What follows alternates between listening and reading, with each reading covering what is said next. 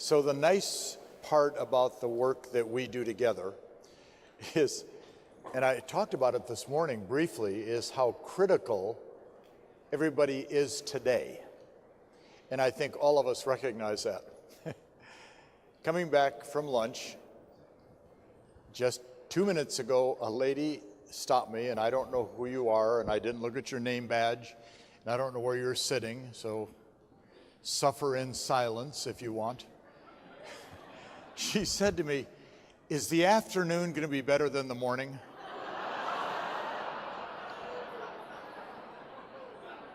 I said, "No, any other questions?" Okay. It is fun.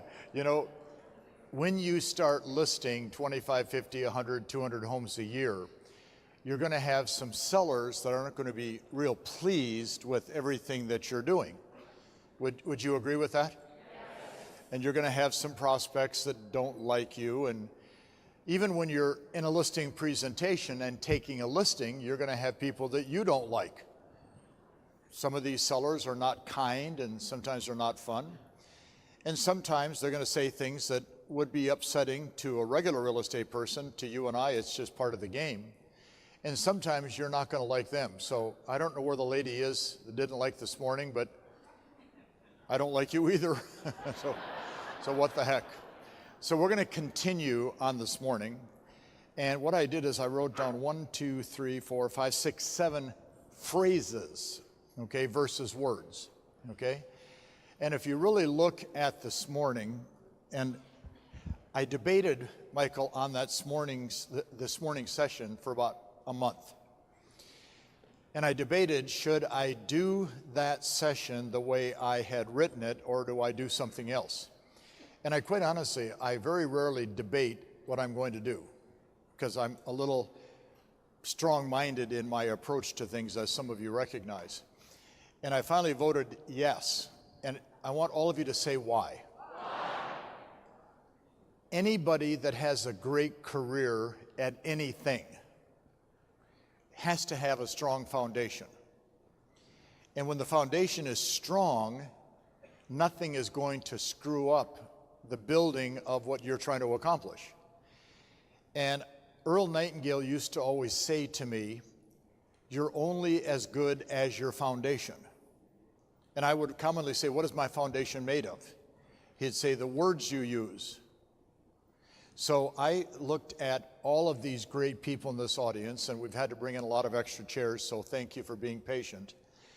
I look at this great audience and I think to myself, okay, 20% of you are brand new to real estate and to the Mike Ferry system. 60% of you are the veterans. You've been attending events, participating, you're there, we're thrilled for you, and I'm going to show you the speed with which you're producing at higher levels. But we're glad you're part of it, and we're glad you're here, and it makes a difference. But then we have 20% that is in a dead race against time, against their goals, against their objectives, against what they're trying to accomplish. I know pretty much, just working with you, where each of you fall into one of those three categories. But I do know that you can't get ahead if the foundation is not strong. So for those of you, primarily one lady that was unhappy with this morning, maybe you'll like the afternoon better. And if you don't, the casino is waiting for you, okay? So I wrote down, I guess I said 1, 2, 3, 7 phrases that a lot of you have built your business on these phrases. And when I give them to you, you'll know how important these phrases are to you. So let's, no order of importance, okay? Here's phrase number 1. Controlling my emotions when a seller doesn't agree or a deal gets sideways. Controlling my emotions, because that's hard to do. Controlling my emotions when a seller doesn't agree and a deal goes sideways. In working with a lot of you over a long period of time, all of you that are veterans understand the emotional ups and downs of this business gives us. There's days when it is so much fun and so exciting and such a great feeling of accomplishment in doing what you do that you just can't wait for the next day to start. And then the next day starts and you wonder why you ever got your license, ever took a listing in your life, yes or no? I've done this 7,000 times in my career. And I will tell you that 25% of the time, I really do, Kathy, wonder why I ever made the decision to do the work I do. I mean, why in the world? What were you thinking about when you made this decision? But probably 50% of the time, it's like I felt this morning walking off the stage at noon. I was so excited, even with all the crazy interruptions we had that took place this morning. And our great company behind the scenes has fixed all that stuff.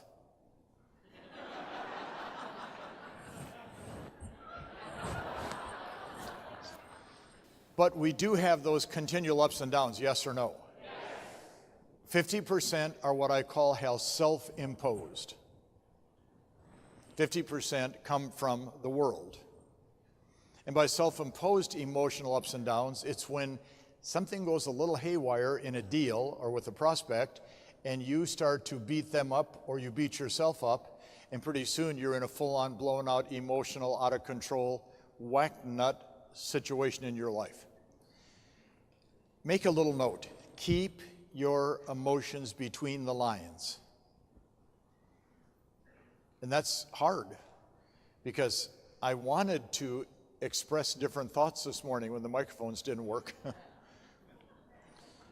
And my wife was so kind, she said to me, "Congratulations." I said, "For what?" She goes, "You didn't even really get that upset." Now, internally, my blood pressure was 196, okay, over 999, okay? Because my attitude is there were probably 10 minutes where we couldn't communicate the way we were supposed to. So accept the fact that the emotions have to be between the lines, and then make a note, comma, keep the lines thin.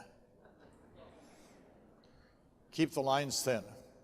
We had an agent many years ago that lived in the state of Tennessee, okay? Bernie, in Nashville, okay? And you know the lady. And she said to me, because she was an emotional basket case, she said to me, "I keep my emotions between the lines. There's the line of northern Tennessee and the line of southern Tennessee, and I stay between them." I said, "That's 400 miles. She goes, "That's pretty narrow." Second thought I want you to write down. I have to develop stronger competitive juices about winning. I have to develop stronger competitive juices about winning. I've got to get into my head at some point that you have to win because, and I had this interesting discussion with another person that is now a new competitor of ours, okay? He said, "I don't understand why we can't play win-win together." I said, "Let me help you with something. There's 1.3 million realtors in the U.S., not counting Canada, our European friends, etc.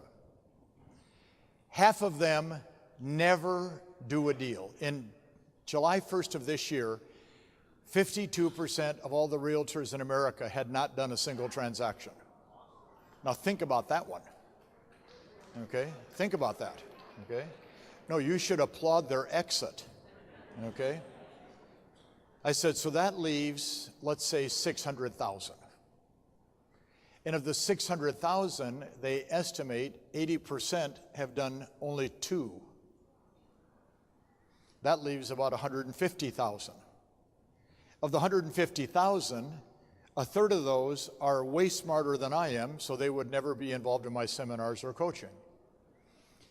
A third of those really don't care because they're making good money and they're comfortable, and I salute that.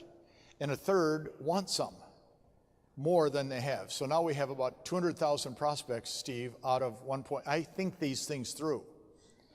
Now I take 700 people competing with me for coaching. There's only so much money in an audience to be spent. The question is, who are you going to spend it on? And the question is, should be, I'm spending it on myself, which is being here with us. So I said, we are never going to be in a win-win situation, you as a competitor. One of us is going to win and one's going to lose. And my job is to win more than I lose. And if you can't live with that, get out. Not complicated. Now, don't get mad. Are you really that happy when you lose a listing to a competitor? Do you send them like flowers? A happy cake? Congratulations, you beat me like a bad stepchild. Congratulations. Folks, if you lose, something went wrong. Either they were wrong or you were wrong. Don't let that happen again. Because accepting losing is accepting being mediocre. And if you accept being mediocre, you're going to lose to maintain your status. I make the big bucks because I think of these things. Letter C, I have to stop looking for shortcuts. I have to stop looking for shortcuts.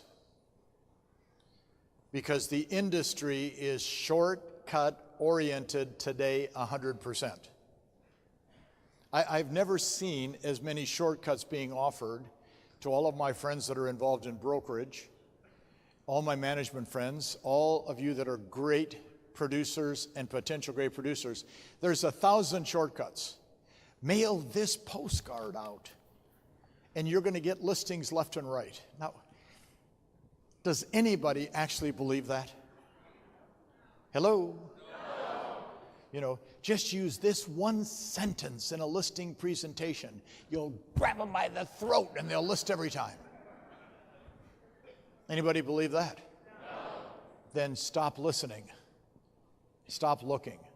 Now, people get very mad at me. You want people just to follow you only. Right. Well, why do you do that? Because I'm right.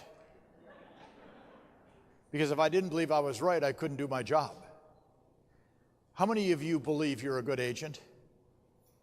How many of you believe you're a great agent? How many of you believe that every seller that you talk to should list with you and you only? Watch, I don't know why you get mad at me when I say those things about me. You say them about yourself all the time. Fourth thought I want you to write down. Understand the value of personal discipline. Understand the value of personal discipline. It is one of the hardest parts of life. My friend Alex sitting over here on my left, my friend Josh sitting over my right, my friend Ira sitting out in the audience, to name three of probably hundreds of men and women in North America that have put in time in the service of their country. That is a discipline issue, okay? Every time.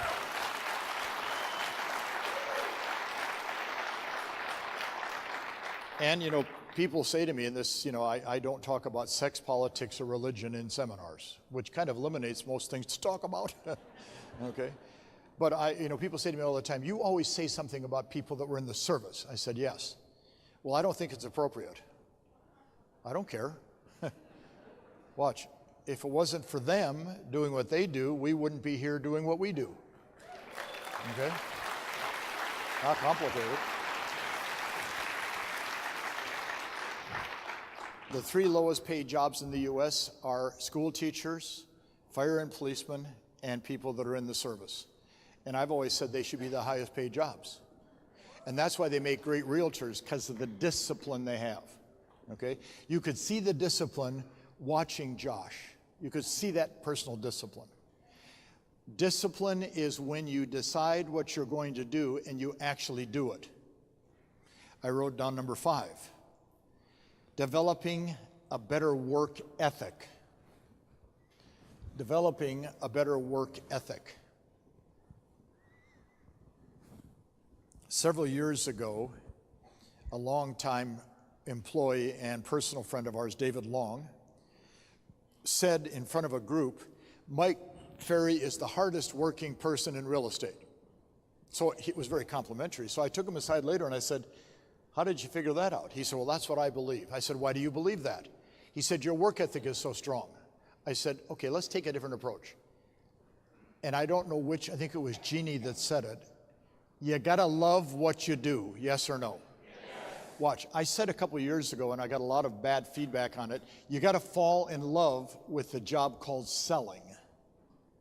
When you love selling, you're gonna have work ethic in your favor. But until you fall in love with selling, but the trouble is you can't fall in love with selling if you don't have strong discipline, a strong attitude, obviously a lot of personal motivation. You don't even have the skills that are necessary to make it happen. Without those things, you can't fall in love with it because you get beat up all the time. So my attitude is this: work ethic comes because of everything else we've said today. And then next on the list, quit having to be right. Did you hear a little murmur in the audience when I said that? Yeah, that'll come out on the stream for next month. Quit having to be right. Now, folks, in life, there's no in between. Now, I'm not allowed to say this anymore, so I can't say you can't be a little bit pregnant. I can't say those kind of things because of today, okay? But I used to say you can't be a little bit pregnant. Either you are or you are not pregnant, okay? It's not like, well, watch, either you are or you aren't. Watch, either you're old or young. You're smart or dumb. Or as that great comedian Ron White said, you can't fix stupid, okay? It is a state that we have to live with. There are some absolutes in sales and in listing property. And one of the absolutes is when you prove your customer wrong, you lose. Which means you have to accept the fact that somebody else may be right. Now, I've shared this, Pam.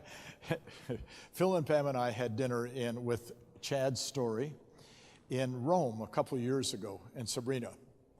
And we were talking about the fact that we had gone through this kind of goofy situation where we got robbed at our house in Naples, okay? And these four guys break in with guns, tie Sabrina up, throw us on the floor, and steal everything we had, okay? And it was, it certainly wasn't one of our shining moments in life. And it's certainly not something that we are happy to have experienced. And I will say to you, even for the people I don't like, I would hope they never have to go through that, because it was not a fun experience. But after, probably 2 days later, and the police came to the house. Where is Yasmin sitting? Yasmin, your wonderful husband was the first police officer at our house, okay?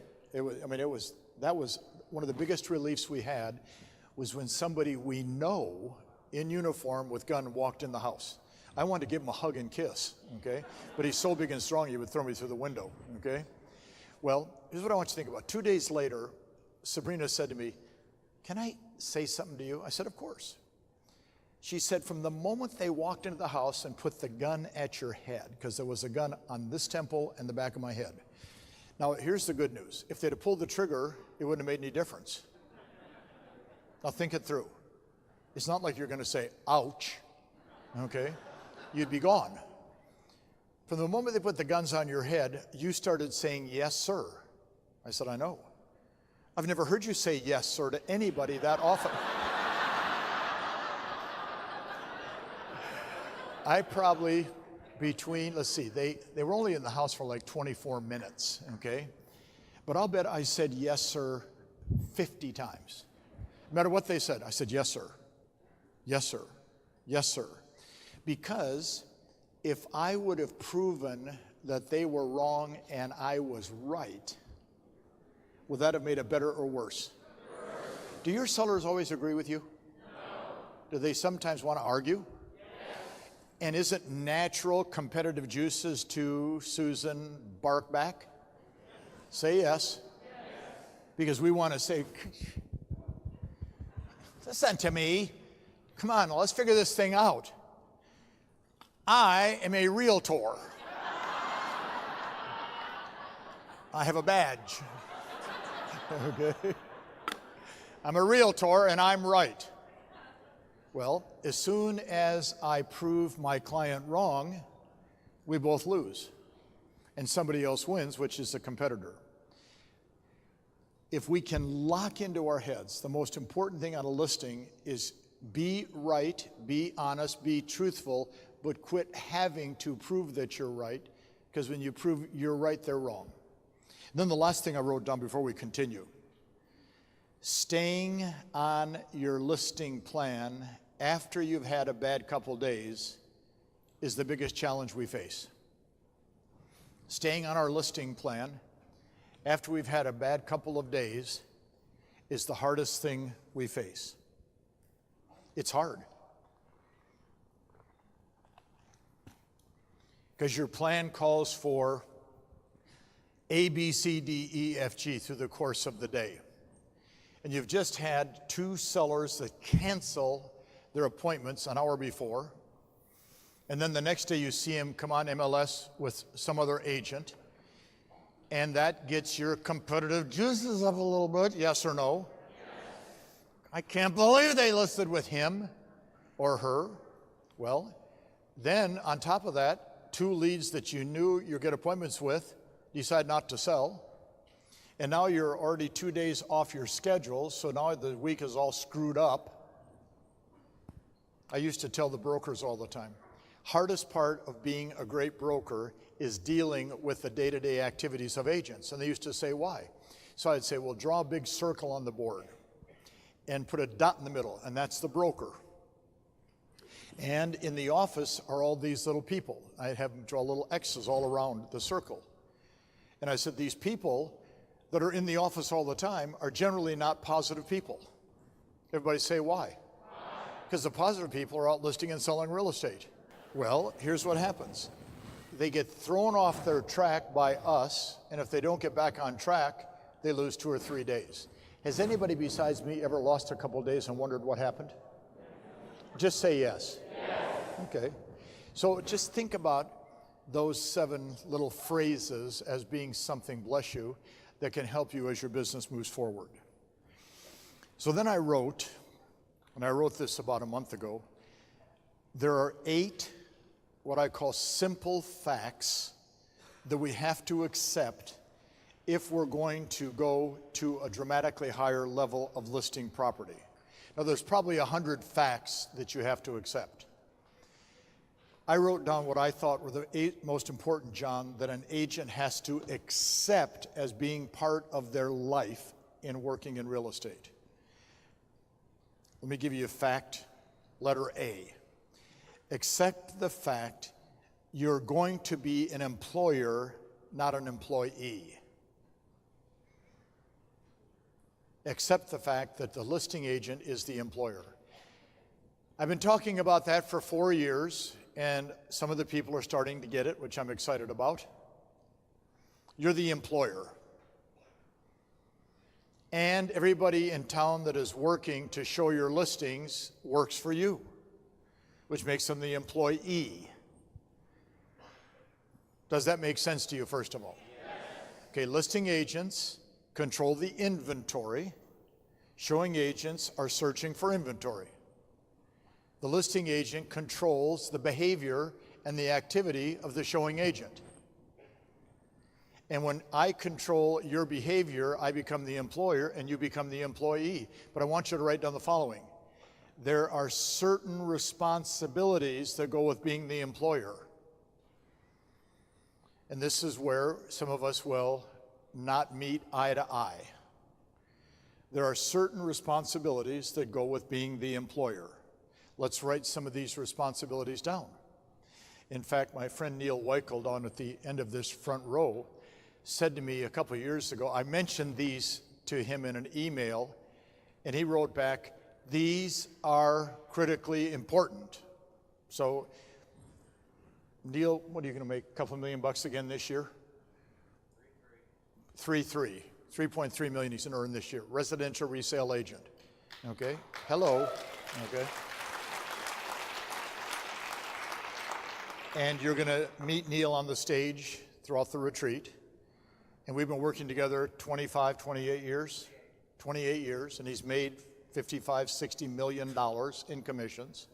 So it's not like he's suffering. Well, if Neil Weichel says to me, what you're saying is vitally important, I guess for us it should be vitally important, yes or no? Yes.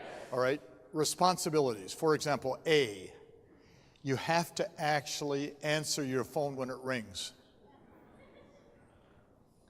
There's a new one. You have to actually answer your phone when it rings. Steve, I think I may be the last human being in real estate that actually answers their cell phone. You do, because I call you. Of course, we're old-fashioned. The phone rings. If I see a name, I see Brianne Llewellyn, of course, I'm excited to answer. If it's just a number, I answer. Now, if it says no number, I don't answer. I actually answer my phone when people call. Everybody say, why? Because somebody's calling. Could somebody call you and say, would you come and list my house? Yes. Could somebody call you and say, I'd like to give you a price reduction? Yes. Could somebody call you and say, what else can we do to get it sold now? Could they say these things? Yes. But if you don't answer the phone, you can't find out. You have a responsibility as an employer to answer your damn phone. I wrote down letter B. You have to return people's phone calls immediately. You have to return people's phone calls immediately.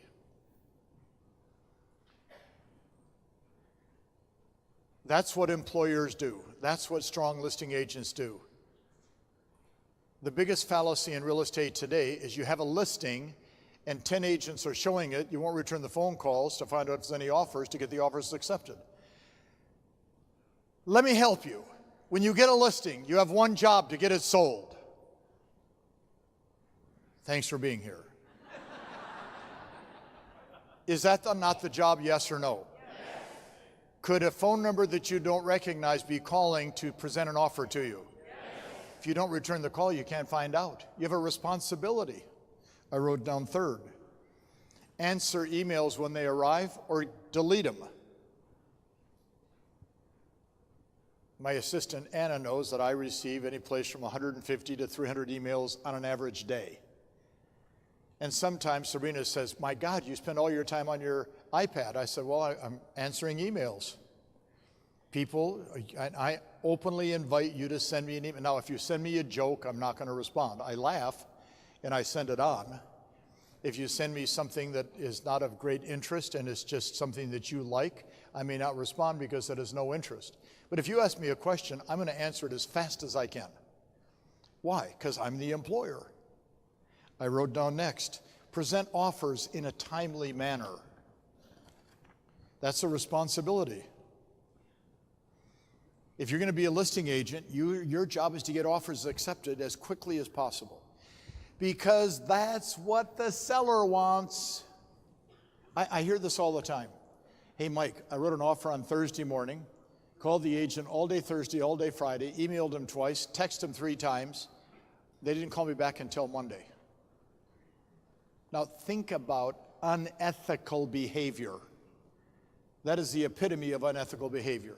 You have a responsibility, yes or no? Yes. Notice the level of excitement has dwindled in the last 7 minutes. I did this right after lunch because you were already full and it wouldn't bother you much. Next responsibility, okay? Learn to communicate with the sellers every week.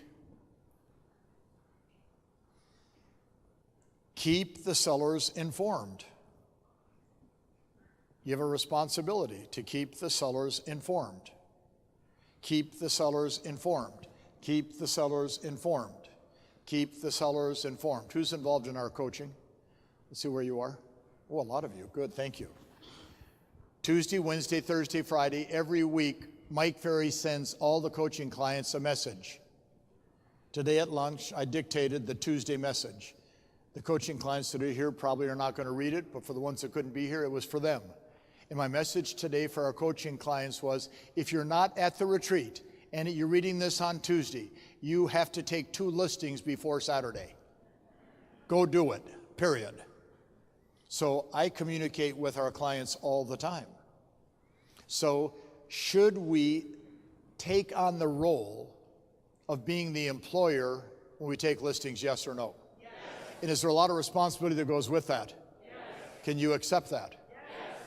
Folks, there's a reason why you make so much money. Okay? I'm going to estimate, without any hard facts behind it, that great listing agents earn probably 200 to 500% more than a great showing agent. Or more. Okay? All right, let's go to accept the fact number 2. Taking a lot of listings, and we have to accept this fact, creates a lot of stress. Taking a lot of listings creates a lot of stress. Earl Nightingale had a great line. He said, the key to really being great is to stand on one leg in a hammock. Now just think about that. Now, Greg, you're an athlete. You've climbed the highest mountains in the world. Stand on one leg in a hammock for 10, 15 minutes. But while you do it, he said, I want you to juggle 12 eggs and not break one. What are the odds of that taking place? Minimal. Folks, the higher the level of listings taken, the higher level of stress you deal with. You have to accept that. So I wrote down the following. Most agents do not realize that not only do you make a lot of money with a lot of listings, you get a lot of stress for free. There's no extra charge for the stress. It just comes with the package. You're going to have 12 plates spinning on 20 fingers. You're going to have multiple offers on your listings. Instead of 2 transactions pending, you're going to have 12 to 15.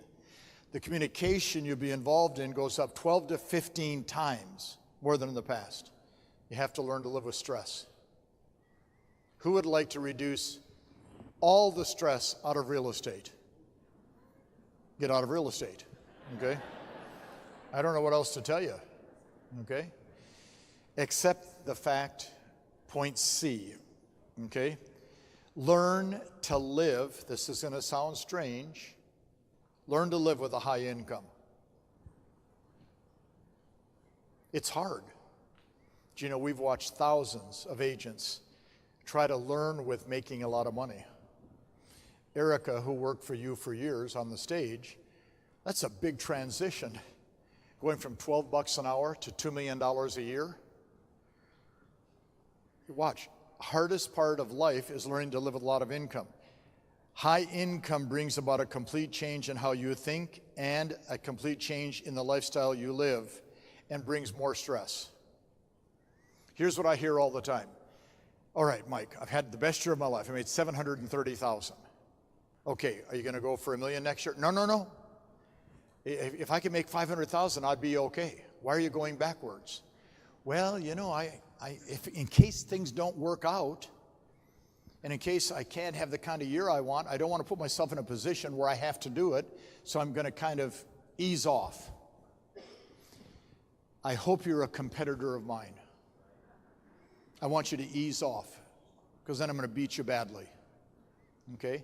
Now, if you were blessed to come from a wealthy family, and probably in a room of several thousand people, there were probably a handful of you that were blessed to come from a wealthy family. Man, hats off to you. How many of us came from a normal family? You had to work, yes or no? And as you worked and as things started to get better, your lifestyle improved, yes or no? Is that more stress or less? Come on, say it. Okay. All right, I wrote down, what are we on? Letter D, okay, or number 4. Accept the fact you'll be criticized more than you've ever been criticized in the past. As your production keeps going up for listing property, the criticism will increase. I remember sitting years ago with our friend Gladys Blum out of Oregon, wonderful, wonderful lady, and superstar producer. And I remember she was telling me one day that she was doing, 150, 175 listings a year, and this was in the 80s and 90s when it was really a big deal. And she said, people have actually said things like, well, you know that Gladys sleeps with all the sellers. That's how she gets all the listings. I said, boy, you must really be active. I mean, you take 175 listings, sleep with 175 sellers, I don't want to sleep with you. You might have something I don't need, okay? Now watch. I wrote down this. Because you've made the decision to become successful, the failures and low producers of the world are going to criticize those that succeed at a high level. This is the role you're choosing to take. as the top producing listing agent. You're going to take the role of criticism. I wrote down next, accept the fact you're going to have to make some really hard decisions on how you're going to service sellers. Accept the fact you're going to have to make some really hard decisions on how you're going to service sellers. It's a hard one. Because as you keep growing in productivity, the demands on your time keep growing with productivity. And you have to allot a certain amount of time to the service you're going to provide, extend, and give to sellers all the time. I wrote down next, accept the fact that a good portion of your future listings will come from your database. Period. A good portion of your future listings will come from your database. For our general population, 30% of your deals should come from your database. For those of you that are really getting good, it should be 50 to 60%. And then for a lot of you, like our friend Lucy, Ham, and Josh, it's probably going to be 60 to 75%. Folks, your database is your personal gold mine that nobody is digging in but you. Whether it be 100 names or 300 names or 500 names or 5,000 names, these are people that know you, understand you, many times actually like you, and would give you referrals. So I've shared this story in the past. We had a wonderful agent in Atlanta, Georgia, many years ago, and I had the good fortune of coaching her personally. And she had 800 names in her database, and that ended up giving her about 100 transactions a year, database and her prospecting. Well, she and her husband decided to have a baby. She decided to get out of real estate, sell the business. I said, okay, let's identify out of your 800 names, the 10% that will pretty much give you a deal every year. So we identified about 80 to 90 names, John, that would give her a deal every year, guaranteed. Well, if you're going to get 80 or 90 deals, you don't have to do a lot of other work. And now you have a saleable product. Okay, everybody say, what do you mean? All right. Wouldn't it be nice if somebody came to you and said, I'd like to give you $500,000, $1 million, $2 million, and I'd like to buy your real estate sales business from you. That would be nice, right? Okay, come on. Yes. Would you like that to happen? Yes. They're going to buy the quality of your database. That's what they buy. I mean, that's the only asset you have. So we identified 10%. Then I had her calling them every month for about 6 months. Then she got an offer, which she got and received, for $1 million cash from a guy that was retired from IBM to buy her little real estate business, which was generating $1.2 million to $1.3 million in income. So it was only a 1-to-1 earnings ratio, which doesn't mean much to most of you, but that's a pretty bad ratio, 1-to-1. The database is the answer. Okay, now everybody looks at me like the cow watching the train on database, so let's go to the next one, okay? Accept the fact that the higher the quality of the role play, the higher the quality of the presentation. Accept the fact that the higher the quality of the role play, the higher the quality of the presentation. Hey, Bob, it's 8:30. Let's do our role play. Okay. What should we role play today? Well, let's role play the Just Listed, Just Sold script. Okay, you go ahead. So when do you plan on moving, and how long you lived here, and where'd you move from? How'd you happen to pick this area? And if you were to move, where'd you go next, and when would it be? Okay, you go. Okay, when do you plan on moving? Zero quality, yes or no? Watch. Role play in practice means you're trying to put yourself mentally in an actual transaction. You intensify the quality of your role play, you intensify your ability to take listings because your listing presentation will be better. Okay, do you want to see a simple example that you already know? Come on, say yes. Yes. So it's 7 o'clock and I'm going on a listing presentation, and Hal and Valerie are the seller. I pre-qualified 100% They're motivated, they want to move. Sent out the pre-listing package, honest and truthful in the pre-listing package. I called and confirmed they read it. They didn't like everything I wrote, but it's okay. We've agreed I would still come out at 7 o'clock. 7 o'clock, I knock on the door. Hal Swayze answers the door. Hal Swayze, Mike Ferry. I am so excited to be here tonight to get your home on the market, get it sold. May I come in? Well, yeah, come on in. I walk in the house. Hal, would you mind if I take a quick look around your home? Would you guys wait at the kitchen table? Would you mind? Would that be okay? Good. I look around the house. I walk back to the kitchen table. Thanks for letting me look at the house. Hal and Valerie, I've written down 3 really important questions that I need to ask you. Valerie, may I ask them now? Question number 1, I wrote down, Hal, do you folks still have to sell your home? He said, yep. And do you want to price it to sell, Valerie, or leave it on the market a long time? Price to sell. And would you like me to handle the sale for you, Hal? Would you? Yes? Okay, would you sign the contract so I can start? It's not complicated. Now, the young lady in the yellow, you were looking at me like this.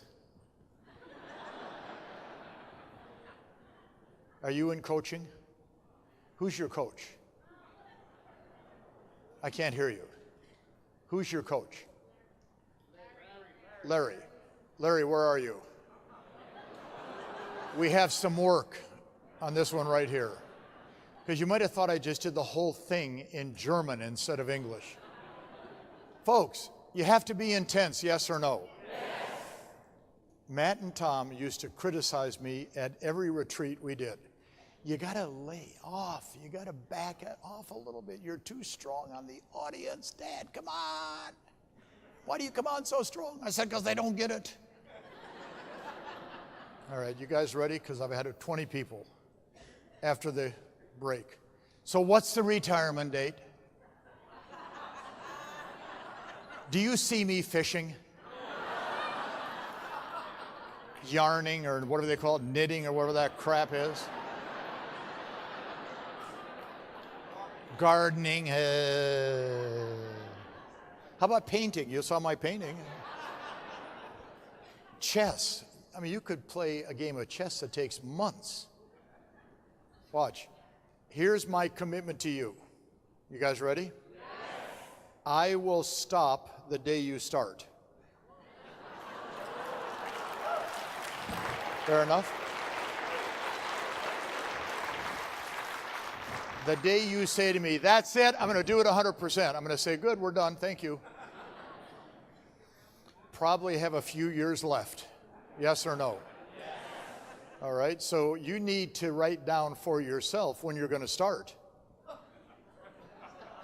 Because that way I'll know when to stop. Otherwise, I'll be doing this when I'm 102. Come on, everybody, goddammit, you got to prospect a little bit today.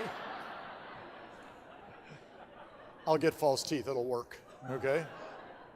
Now watch, at some point, do you have to start doing the things we ask? Yes. So when is it? Boy, wasn't that an enthusiasm? Yeah. Did you have Valium or did I have Valium at lunch? All right, accept the fact, and this I think is our last one of the accept the facts.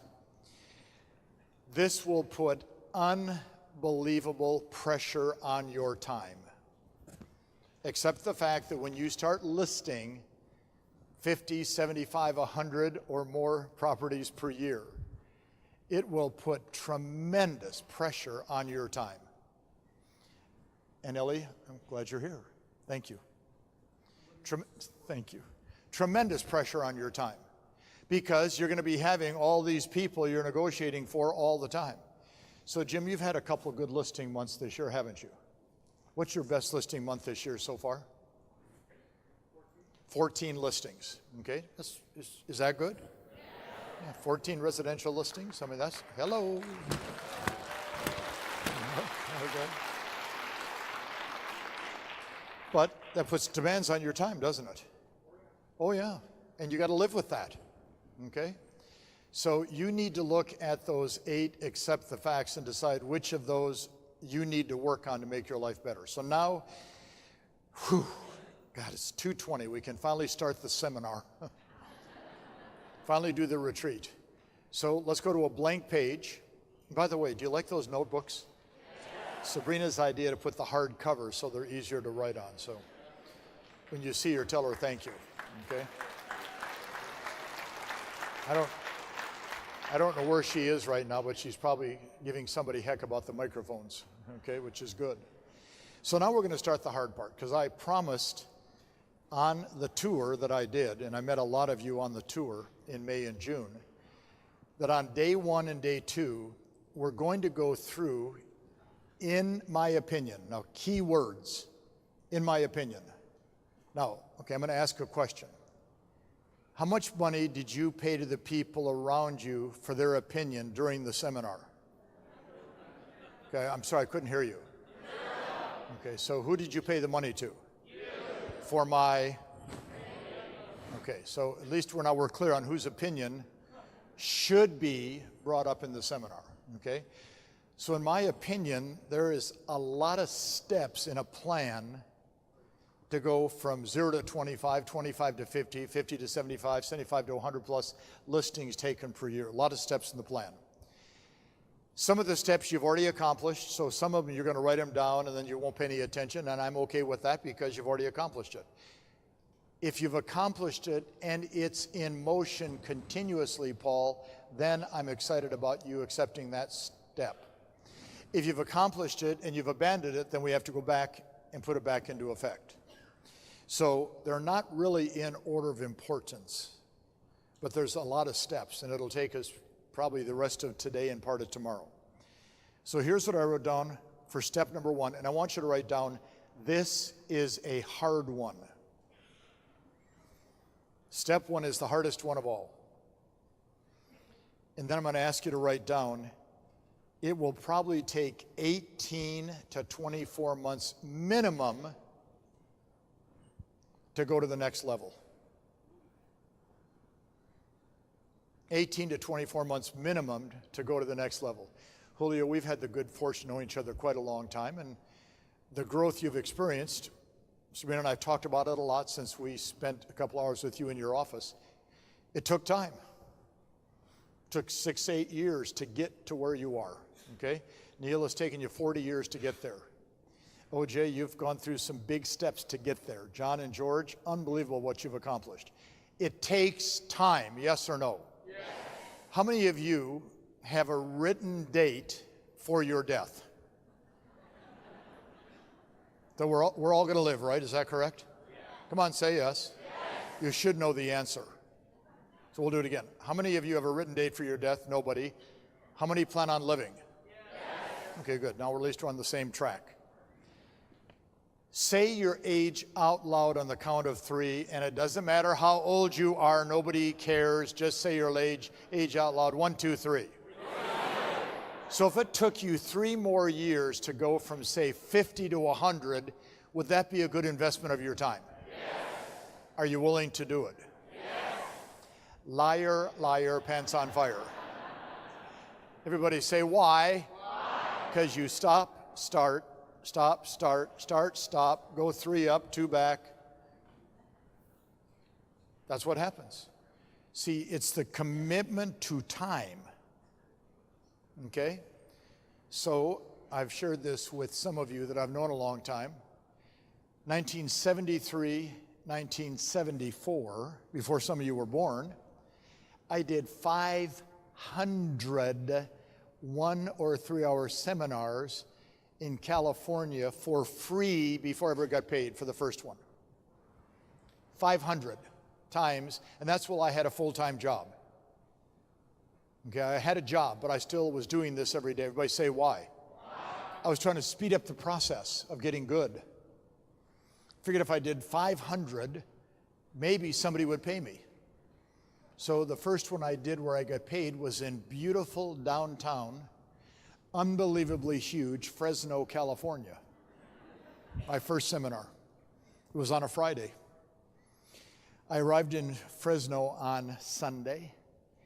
Monday, Tuesday, Wednesday, Thursday, I drove from office to office selling tickets to a 3-hour seminar on Friday with Mike Ferry on listing property. And the tickets were $25 each. So all day Monday, Tuesday, Wednesday, Thursday, I sold about 130 tickets.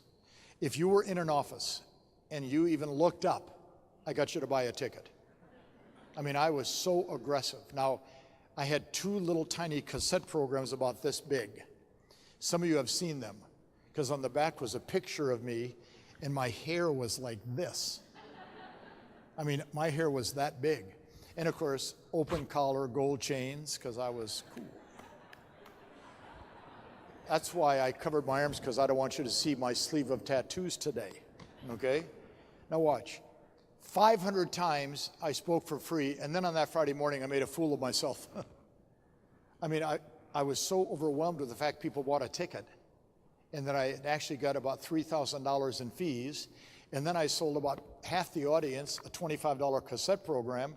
I'm driving from Fresno back to Newport Beach thinking I'm the richest guy in the world. And I'll never forget it. I get home, and I'm sitting in the office. It's like 8 o'clock at night, and I actually said to myself, I just invested 2 full years for this damn seminar. And that's when I came to the conclusion, for most of us, it's going to take 18 to 24 months to learn and execute enough to go to the next level, yes or no? Yes. So I want you to write down this question. What is the next level? What is the next level of listings for you? Not for your neighbor. What is the next level for you?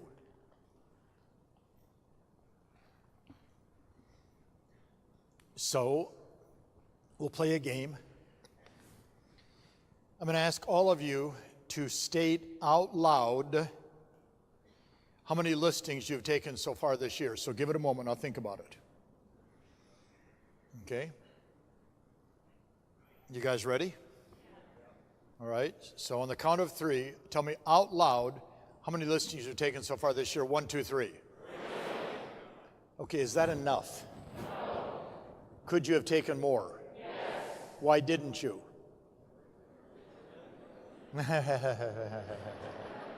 All right, so now let's take a different approach. It's July. We have the rest of July, August, September, October, November, December. We have 5.5 months. I want you to tell me out loud on the count of 3, realistically, how many listings will you take between now and December 20th? Think about it before you answer. Okay, 1, 2, 3. All right. Okay. Hal, what was your number? For number of listings from now to the end of the year? 78. Valerie, what's your number? Can't hear you. 85. Josh, what's your number? 138. Bernie, what's your number? 65. John, what's your number? 70. Now, some of you are saying, how do they do that? They've already spent the 18 months to 2 years preparing. They've already been through point 1. Now, here's the catch to each of these people I just talked to. Don't allow the fact that you've already been through the process to stop you from going through the process again to get to the next level, yes or no? Yes. It's a hard point. At lunch, we're sitting with Vladimir, so I should be introducing Vladimir. If you would stand up for a moment, please. Okay. We met 3 or 4 years ago, this young man in Rome, Italy. And he approached Sabrina and I and said, I want to do in Russia what Tiziano Benvenuti has done in Italy. I want to build Mike Ferry Russia the way Tiziano has built Mike Ferry Italy. And we've had some fun dialogues in this process. And effective today, we shook hands on the agreement to open up Russia in September. So, Vladimir, thank you. Okay? Thank you. We're looking forward to it, okay? I mean, I have to tell you something. If somebody would have said to me 20 years ago, you'll be doing a seminar in Moscow, Russia. Yeah, sure, okay. I mean, how exciting. He's going to have 450 agents in the room for 3 days for me to do a 3-day listing seminar. I mean, I am so excited about this because it's a new opportunity. But the hardest thing for those 450 great people you'll bring before me is to accept the fact that it may take a couple of years to really understand the process. Okay, how many went to grade school? Did you learn the ABCs the first day? Okay, how did you learn the ABCs? Come on, real loud. You learned the song. Yes or no? So 2 years ago in Italy, I made this example with our 600 Italian clients, and I could see they weren't getting it. I mean, it didn't resonate to the Italian clients that here we teach people the song to learn the alphabet. So I mistakenly and dumbly sang the song to 600 people. A, B, C, D, E, F, G, H, I, J, K, L, M, N, O, P, Q, R, S, T, U, V, W, X, Y, Z. Now I know my ABCs. Won't you come and sing with me?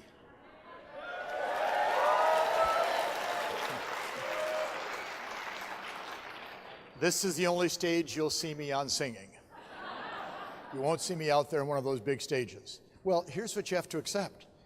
You didn't learn the ABCs the first day in class. Okay? Who's been with me for more than 5 years? Is there anything else to learn? Yes. Anything else to remember? Yes. Anything else to execute on? Yes. Who's been with me less than 5 years? You got a lot to learn, starting with the lady in yellow. Okay? Step 2 on how to get 25, 50, 75, 100. Determine honestly how many listing appointments you've been on this year. Honestly determine how many listing appointments you've been on this year. And when you came back a second or third time for the same seller, you have to count those as additional listing appointments. So you met with Mary and Bob on Monday night at 7 o'clock. You made your presentation. You didn't get it signed. You agreed to meet again on Wednesday. And they didn't sign it. Then you come back Thursday, they sign it. That's 3 appointments. Everybody say why? Because of your time. So I want you to determine exactly how many appointments you've been on this year. Then I wrote down this question. Have you been on enough? Yes or no? No. Who wants to take a lot more listings? Can you do it honestly without going on appointments? No. I don't get it. All these speakers say, you don't have to sit with people to get listings. Well, how are you going to get them? Okay? I mean, think about it, guys and gals. If you're not sitting with people, you ain't getting listings. And the only way you get sit with people is to prospect. And if you prospect and do lead follow-up and re-qualify, you go on appointments. So we need to know how many appointments you've been on this year, because that tells us what we have to do next. Now tie that into point number 3. Determine your closing percentage. And in the process of taking a lot of listings, step 3 is, to me, Neil, one of the vital steps.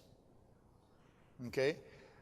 For all of you great brokers on my left and right that actually get involved, which a lot of you do at a high level, in coaching and training these great people, OJ, you gotta know the closing percentage each agent has on listing appointments to contract signed. We gotta know that. Everybody say why. Because that tells us what we're doing right and wrong.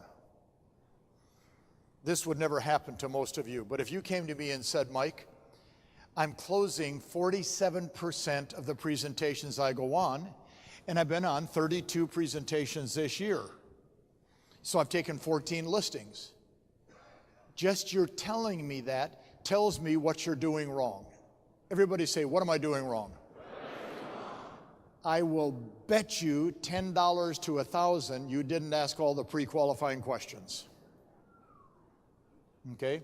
Has anybody that's good ever gone on a listing and kind of fudged on the pre-qualifying questions? Okay, everybody that's gone on a listing, raise your hand, because you fudged on the pre-qualifying questions. I remember the conversation, Hal, you and I had a couple years ago when you said to me, I'm skipping certain questions. And then you admitted that it reflects on your closing percentage. Can you imagine the doctor skipping part of the pre-qualifying before surgery? My typical example, Michael Young goes to the doctor. I've got a terrible headache. I'm a brain surgeon, lay down, let's do surgery. I suspect they might pre-qualify a little bit more than that, yes or no? Yes.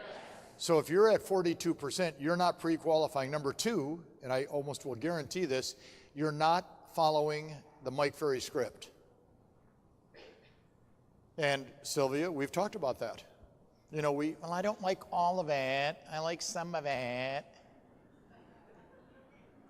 Look right in here. See somebody that cares? Use the damn script. I don't want the pilot, when we're in bad weather, to open the door to the cockpit and stroll out with a parachute on because he forgot the whole script on how to fly the damn plane. You're not using the script. Am I telling you the truth, yes or no? Yes. Come on, say yes. Yes. How long have I been telling you to use this? Watch. There's 3 questions I have to ask. Do you mind if I ask them now? Question number 1, do you folks still have to sell your home? You do? Good. I'm so glad. Number 2, do you want to price it to sell or leave it on the market a long time? Oh, we need to sell it right away. Number 3, would you like me to handle the sale for you? Yes, we would. Would you sign the contract? Now, do you think you could pull this off? I think you guys are pretty smart. Okay, everybody say out loud. I want you to repeat after me, out loud. Do you still have to sell your home? Do you still have to sell your home? And then I want you to say the second thing out loud. Do you want to price it to sell or leave it on the market a long time?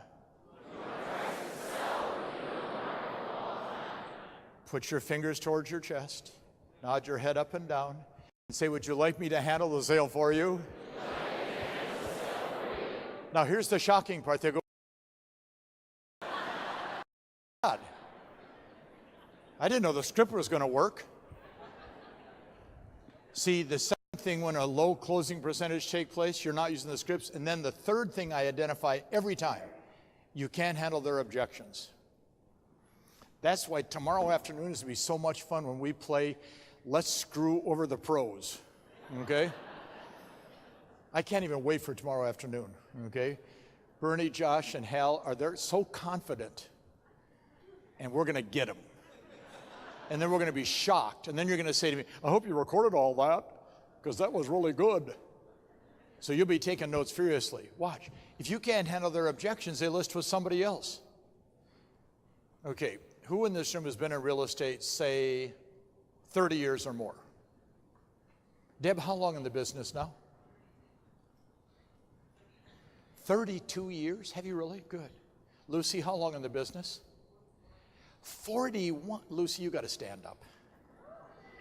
Lucy Ham, turn around so they can see you. Don't sit down. Lucy, 41 years in Flushing, Michigan. And all you're missing are people and homes. How many deals have you done in your career? I'm sorry? Almost 4,000 transactions in Flushing, Michigan.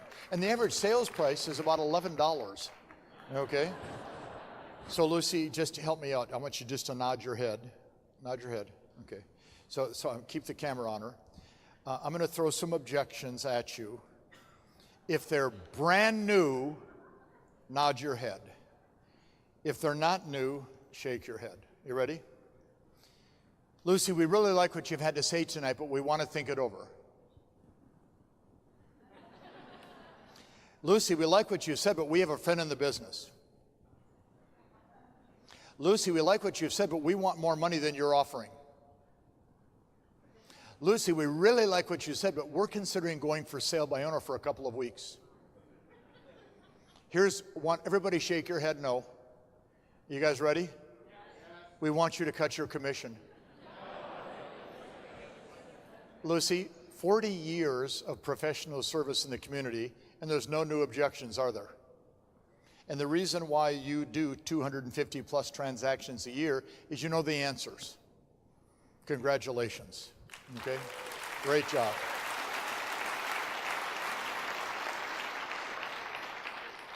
Deb, you got off the hook. She beat you by 2 years, okay?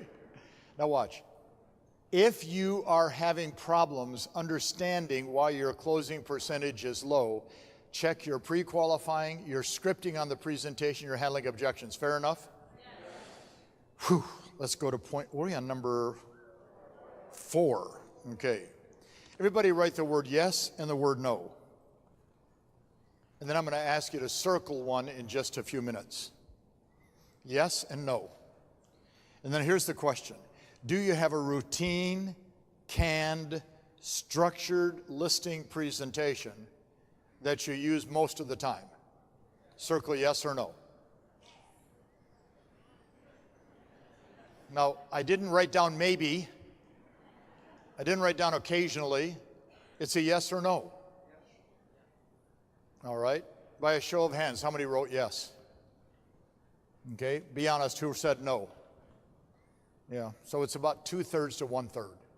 And I'm okay with that. But here's what I want you to understand, that those that said no, the ones that said yes, weren't telling the truth.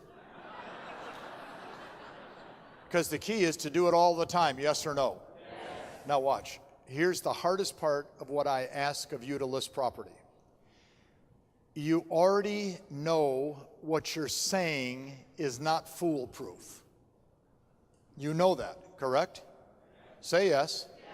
But it's your style, your personality, your words, so you're going to use it whether it works or not.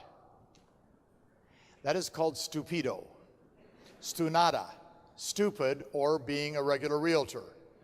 You folks are not regular. You're phenomenal. Yes or no? Yes. Until you commit 100% to that structured type of presentation, guess what? You're going to have a weak closing percentage. Now they just sent me a sign. The break is ready. And a lot of you go, geez, what a relief. Okay, the next 6 people that are supposed to be presenting with me on stage, maybe I better tell you your names so you don't forget who you are. Okay. So we have Vicki Blair Martin, Mike Darda, Lucy Ham, Chris Hauk, Lee Marcus, and Karen Bernardi. I need you 6 to come right over here at the break, okay? Continue. Oh, Premier Coaching clients, raise your hands. Now, don't get mad, the rest of you. We have on Tuesday nights a Premier Coaching client cocktail function we put on every year. And it's a lot of fun. Well, can I go? Are you in Premier? No. No. And then it says in big letters, see you after the break. Hope. See, they didn't put down, it's okay if somebody here says, I think this stuff makes good sense. Maybe I need to be more involved. Maybe I should walk back and talk to that crew about the coaching that Mike Ferry does. First coaching company in the world for real estate. Not the biggest coaching company, but the best coaching company. Go join, okay? See you back here in 30 minutes. Let's go.